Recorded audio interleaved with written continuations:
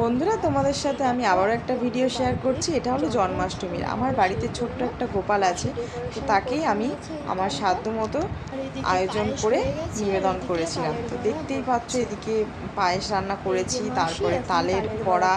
তো এগুলো না আমি করি না, মানে ছোট্ট তাতানকে নিয়ে আমার হয়ে ওঠে না।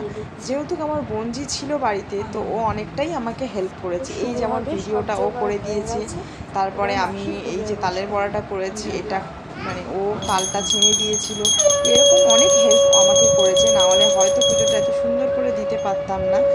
তো আর আমার বাড়িতে যে গোপাল ঠাকুরটা আছে না, এটা আমাকে আমার দিদিভাই দিয়ে গেছিলো, মেজদি ভাই।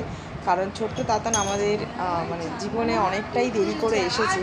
তো যাতে ছোট্ট তাতান আমাদের জীবনে আসে, তো সেই কারণেই দিদিভাই এই গোপালটা আমাকে দিয়েছিল। বলেছিল একে সেবা দিস এবং তোর মনস্কামনা 1 বছরের মধ্যে হয়তো পূরণ করবে। কারণ দিদির মনে হয়েছিল গোপালটি জাগ্রত। তো যাই হোক, সেটা আমি মানে হ্যাঁ, আমার কাছেও এই গোপালটা জাগ্রতই। কারণ গোপাল আসার 1 বছরের মধ্যে আমার মধ্যে ছোট্ট তাতান চলে এসেছিল। তো এই কারণে আমি বিশ্বাস করি আমার এই গোপালটি জাগ্রত। তো তোমাদের আমার এই ভিডিওটা ভালো লাগলে অবশ্যই লাইক কমেন্ট করো। আর তোমাদের আমার এই পুজোর ভিডিওটা কেমন লাগলো বলো। আমি নিজের মতো করে পুজো দিয়েছি, কোনো ব্রাহ্মণ ডাকিনি।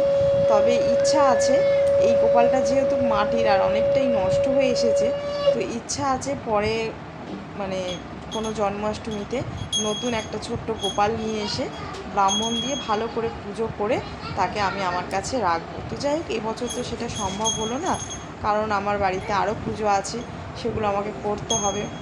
তো চলো, আমার সঙ্গে থাকো আর ভিডিওটা দেখো। আর এর মাঝখানে না মানে ছোট্ট তাতান তো চুপচাপ পুজো দেখছিল। তারপরে যখন পুজো শেষ হয়ে গেল, ছোট্ট তাতানের বাবা একটা ছোট্ট পাখি পেয়েছিল, শালিক পাখি। তো ছোট্ট তাতানকে দেখাচ্ছিল। ছোট্ট তাতান না এগুলো ভীষণ মজা পায়। তো দেখার পর আর কি, কারোর পোষা পাখি, তাই ওর বাবা দিয়ে দিল। আর তোমাদেরকে একদম পুরো একদম ডিটেলে দেখালাম আমার গোপালটাকে। তোমাদেরও যদি কোনো মনস্কামনা থাকে, তো আমার গোপালকে স্মরণ করে তোমরা সেটা বলতে পারো। আমি আশা রাখবো হয়তো পূরণ হবে, কারণ আমি মনে করি আমার গোপাল জাগ্রত।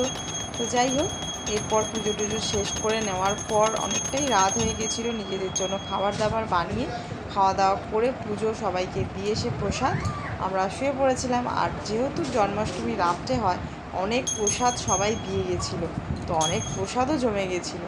সেগুলো পরের দিনকার আমার বোনঝি একদম মানে কি বলবো, লাইন দিয়ে একদম গোল করে সাজিয়ে খেতে বসেছিল। তো তোমরা দেখতেই পাবে, মানে প্রচণ্ড মজা হয়েছে। তো যাই হোক, মানে এই সব পুজো টুজোর টাইমে না বাড়িতে কেউ এলে প্রচণ্ড ভালো লাগে। আর দেখছো আমার গোপালের মুখটা কি মায়াময় মুখ, মানে প্রচণ্ড সুন্দর। ঠাকুরটা যখন নতুন ছিল না, খুব সুন্দর ছিল। তো তোমরা যারা আমার ভিডিও দেখেছো হয়তো। আর এই যে পাখিটার কথা বলছিলাম, আমার ছোট্ট তাতান কি আনন্দ করছে, কিন্তু মানে পাখিটা ওর কাছে দিলে না, পাখির ল্যাজ ধরে টানে, মানে পাখিটা আঘাত পাবে। কিন্তু ছোট্ট তাতান তো বোঝে না, ও যেহেতু ছোট বাচ্চা, তো সেই কারণে আর কি আমি এসব পাখিটাকে পুষতে না করি। আর এই পাখি নিয়েও না আমার মধ্যে একটা ভীষণ কষ্ট আছে আমার তাতানের বাবার। কারণ আমার বাড়িতে একটা ছোট্ট পাখি ছিল, তার নাম ছিল মিঠু।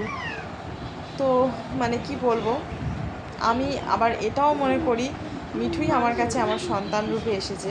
কারণ মিঠুর মৃত্যুর 1 বছরের মধ্যে আমার ছোট্ট তাতান আমার কাছে চলে এসেছিল।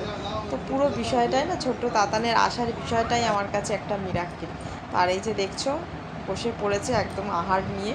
তো আমার না ঠাকুরের পুজোর প্রসাদ খুব ভালো লাগে, আর আমি এগুলো নষ্ট করি না, 2 দিন ধরে হলেও খাই, এরকম একটা ব্যাপার। তো যাই হোক, এই ছিল আজকের আমার ভিডিওটা। তো চলো বন্ধুরা, টাটা।